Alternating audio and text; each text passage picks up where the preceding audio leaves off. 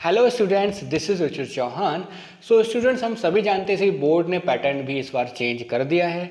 सो उसमें क्या आया है अब की बार कि एक नंबर जो आएगा आपका इस बार एसआई यूनिट्स में से पूछा जाएगा। मतलब कोई फिजिकल क्वांटिटी दी होगी और उसकी एसआई यूनिट पूछी जाएगी। सो आज के जो मेरे लेक्चर है उसमें हम यही कवर अप करने वाले हैं। हम पूरी फिजिक्स के जो मोस्ट इंपॉर्टेंट फिजिकल क्वांटिटीज़ हैं और साथ ही साथ उनकी जो एसआई यूनिट्स हैं जो बेसिकली पूछी जाएंगी, उसको आज हम यहाँ पर कवर अप करने वाले हैं। और बिल्कुल मान के चलिए यहाँ पर कि इन यूनिट्स को करने के बाद आपका एक नंबर बिल्कुल कंफर्म हो गया, श्योर शॉट। इस बार पहला ही जो क्वेश्चन आना है वो फिजिकल क्वांटिटी पे आना है, ठीक है। तो वीडियो के लास्ट तक बने रहिए और 110% आपका एक नंबर तो इस वीडियो से ही आने वाला है। ओके, तो चलिए स्टार्ट करते हैं। सबसे पहले हम चैप्टर नंबर 1 जो है आपका इलेक्ट्रिक चार्जेस एंड फील्ड्स, उसको कवर करते हैं कि उसमें कौन कौन सी फिजिकल क्वांटिटीज इंपॉर्टेंट हैं। पहले आती है आपकी इलेक्ट्रिक फील्ड, बहुत इंपॉर्टेंट है। इसकी यूनिट क्या होती है? न्यूटन पर कूलम और वोल्ट पर मीटर। न्यूटन पर, ठीक है, न्यूटन पर कूलम और वोल्ट पर मीटर। ओके, सभी जानते हैं कि हम इलेक्ट्रिक फील्ड क्या होता है? फोर्स पर यूनिट, ठीक है, चार्ज। सो देखिए फोर्स की यूनिट होगी न्यूटन पर कूलम। इसके अलावा इलेक्ट्रिक फील्ड को आप एक और तरीके से समझ सकते हैं। ई बराबर क्या होता है? माइनस का D V upon D R. V यहाँ पे क्या होता है? वोल्टेज, और डी आर क्या होता है? डिस्टेंस हो गया। तो वोल्ट पर मीटर। देखिए ये इसके आने की चांसेस ज़्यादा है, वोल्ट पर मीटर। ओके, सेकेंड आता है आपका इलेक्ट्रिक फ्लक्स। ये ज़्यादा इंपॉर्टेंट है। फ्लक्स बराबर हमारा फॉर्मूला पता है, ई ए कॉस थीटा। अब यहाँ पे E for electric field, A area है। तो यहाँ पे इलेक्ट्रिक फील्ड की हमें पता है न्यूटन पर कूलम, और एरिया क्या होता है? Metre square. एक तो ये होगा यूनिट। इसके अलावा एक और यूनिट बन सकती है आपकी।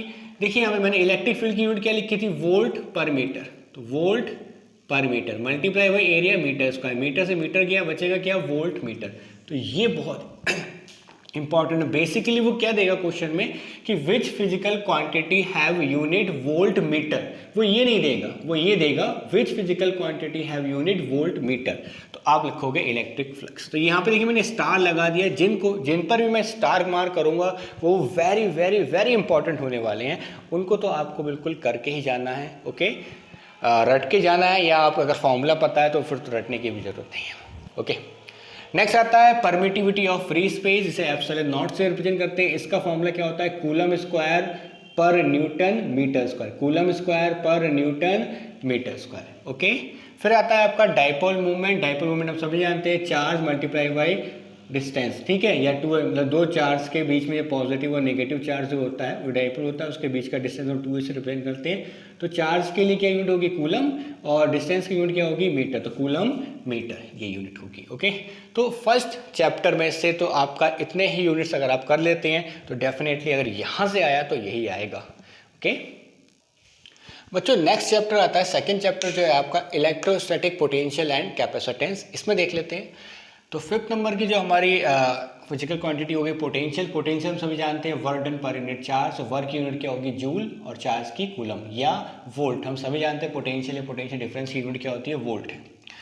फिर आता है आपका कैपेसिटेंस। कैपेसिटेंस की यूनिट होती है फैरेड, याद रखना है, एफ से रिप्रेजेंट करते हैं। फिर आती है इलेक्ट्रिक ससेप्टिबिलिटी, इसे काई से रिप्रेजेंट करते हैं और इसकी कोई यूनिट नहीं होती है, ठीक है।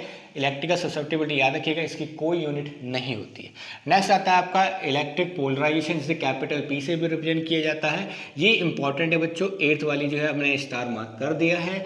देखिए यहाँ पे इसका यूनिट क्या होती है? Coulomb per metre square. देखिए इसका फॉर्मूला क्या होता है? इलेक्ट्रिक पोलराइजेशन क्या होता है? डाइपोल मूवमेंट, स्मॉल पी यहाँ पे क्या है? Dipole movement per unit volume. और डाइपोल मूवमेंट की यूनिट अभी हमने करी थी, क्या थी? कूलम मीटर, और divide by volume metre square. तो 1 मीटर से मीटर जाएगा तो कूलम पर मीटर स्क्वायर। इस तरीके से आप यहाँ पर याद कर सकते हैं। ये वेरी इंपॉर्टेंट, इन सभी में सबसे इंपॉर्टेंट यही है बच्चों। नेक्स्ट चैप्टर जो है हमारा वो है हमारा इलेक्ट्रिक करंट। ओके, अब देखिए यहाँ पे इसमें 9th जो है हमारी रेजिस्टिविटी। हम सभी जानते हैं रेजिस्टिविटी की यूनिट क्या होती है? ओम मीटर। ओके, कंडक्टेंस, कंडक्टेंस क्या होता है? 1/r, रेजिस्टेंस का, ठीक है, रेसिप्रोकल कह सकते हो आप। तो कंडक्टेंस इक्वल टू क्या होता है? 1 रेजिस्टेंस। तो रेजिस्टेंस यूनिट क्या होती है? ओम। तो इसकी यूनिट क्या हो जाएगी कंडक्टेंस की? पर ओम। और इसको एक और से कहते हैं, पर ओम को हम कहते हैं साइमन, जिसे कैपिटल एस से रिप्रेजेंट करते हैं। फिर आता है कंडक्टिविटी, जिसे सिग्मा से रिप्रेजेंट करते हैं। कंडक्टिविटी इक्वल टू क्या होता है? 1 रेजिस्टिविटी। और रेजिस्टिविटी की यूनिट क्या थी? ओम मीटर। तो इसकी यूनिट क्या हो जाएगी? पर ओम पर मीटर।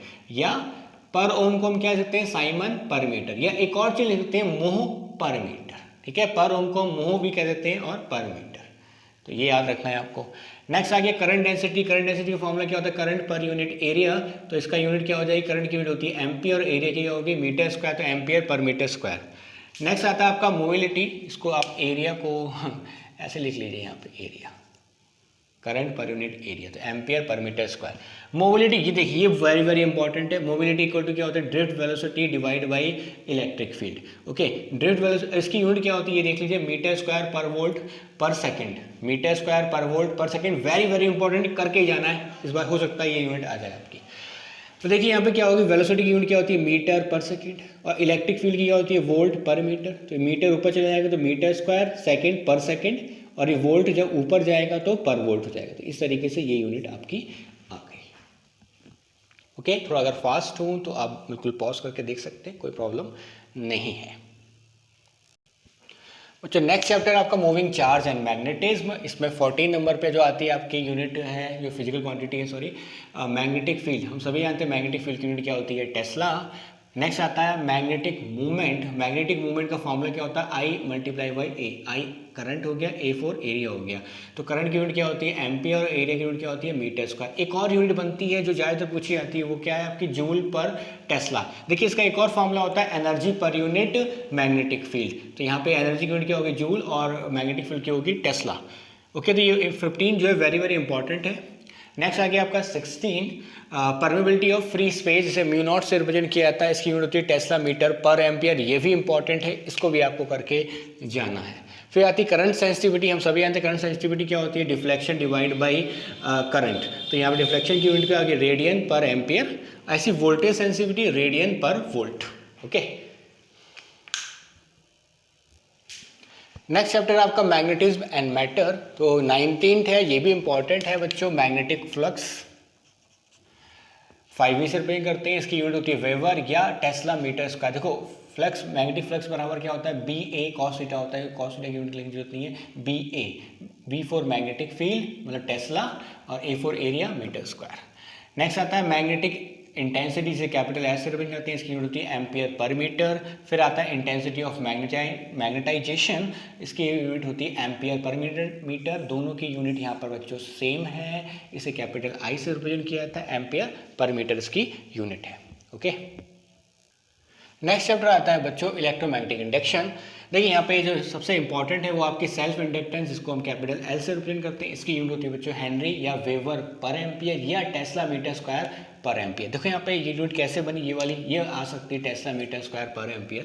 देखो सेल्फ इंडक्टेंस बराबर क्या होता है, magnetic flux divide by current. Magnetic flux की क्या होती है, वेबर पर यूनिट करंट मतलब एम्पियर, वेबर पर एम्पियर। या इसको और ओपन करते हैं तो फ्लक्स बराबर क्या होता है, B A magnetic field multiply by current divide by current.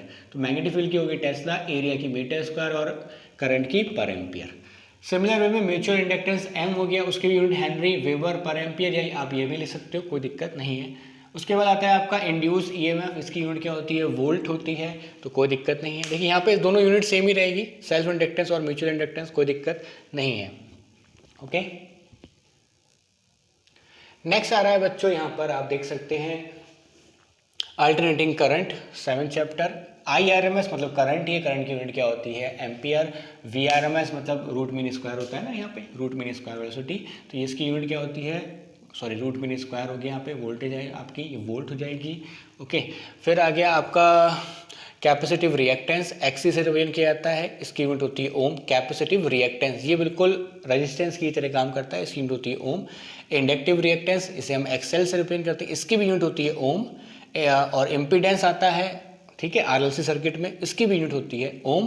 तो ये बिल्कुल एक ही यूनिट है, सबकी यूनिट ओम होती है, सब ये रेजिस्टेंस की तरह बिल्कुल काम करते हैं बच्चों।